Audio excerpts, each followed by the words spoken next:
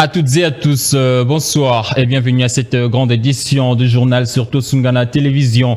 À la une de l'actualité, entrée en vigueur de la loi portant protection et promotion des droits de peuples autochtones pygmées en RDC. Le Premier ministre Jean-Michel Sama Lukonde s'est dit satisfait pour ces pas de géant franchis par son gouvernement. Les détails, c'est dans ces reportages.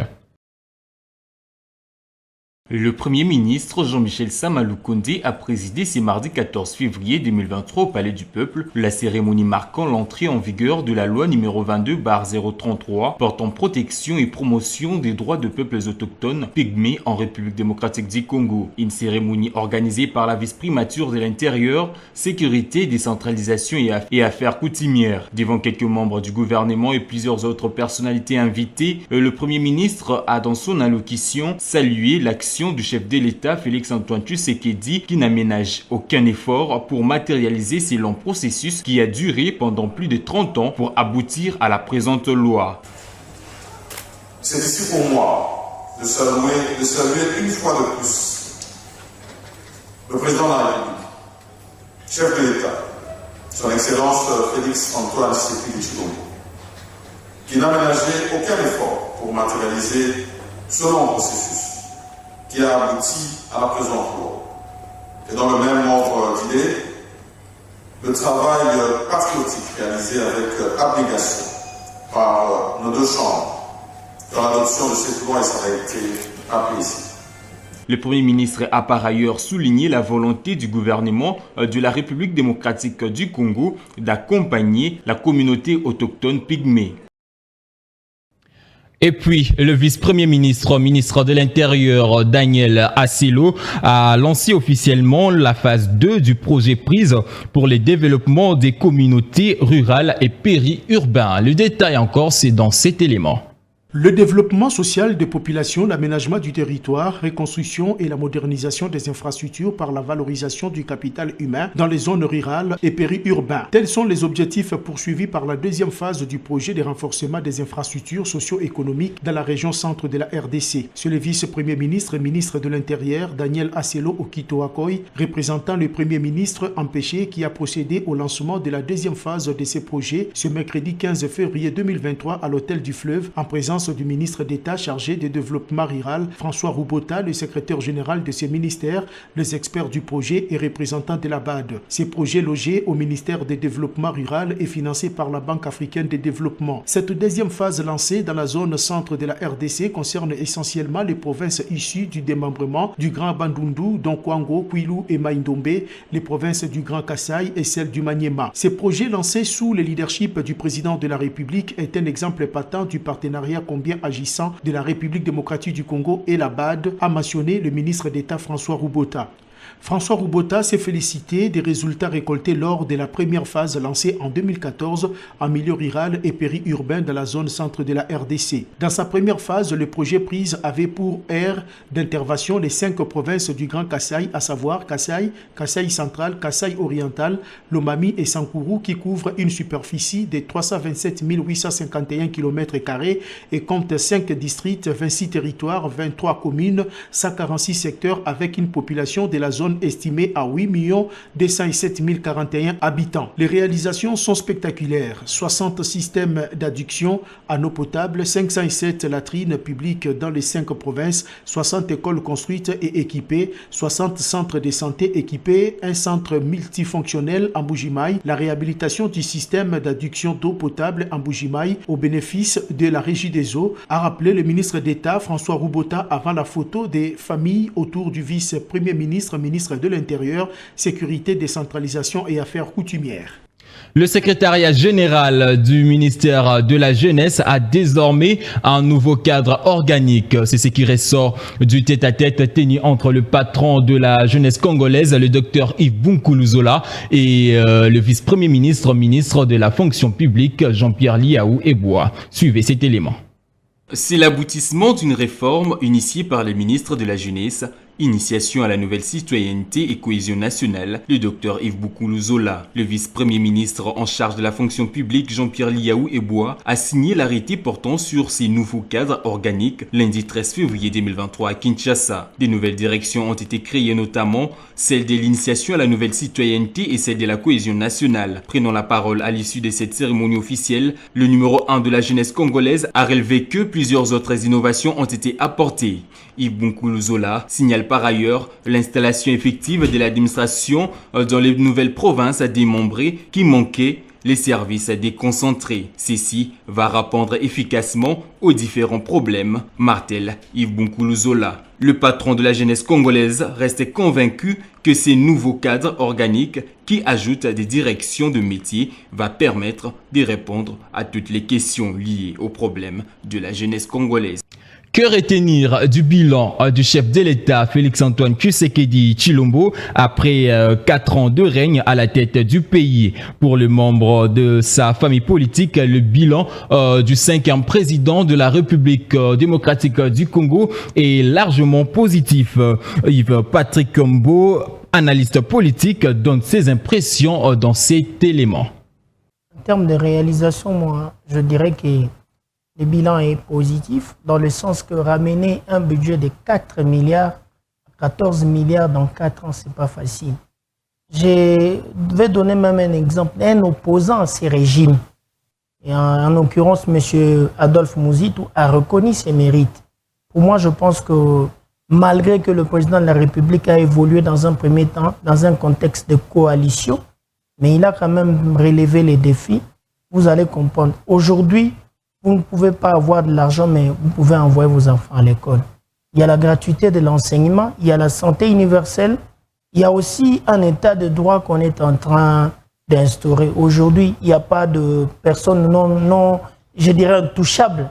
Mais aujourd'hui, intouchable, donc il y a des gens, si aujourd'hui vous détournez de l'argent, vous pouvez vous retrouver en prison. Je pense que le bilan est vraiment positif. Il y avait beaucoup, il y en a encore beaucoup de choses à faire dans ces pays, dans un contexte si difficile. Le pays a connu une crise énorme, économique, politique, pendant plusieurs années. Ce n'est pas dans 4 ans qu'on pourra tout finir, mais nous sentons qu'il y a quand même une amélioration. Parlons CENI à présent. Le président de la Commission électorale nationale indépendante, Denis Kadima Kazadi, en séjour en Afrique du Sud, a animé un cadre de concertation avec les parties prenantes au processus électoral devant un grand nombre de Congolais qui y vivent et ont investi la salle des conférences de Pretoria Hotel. Suivez cet élément.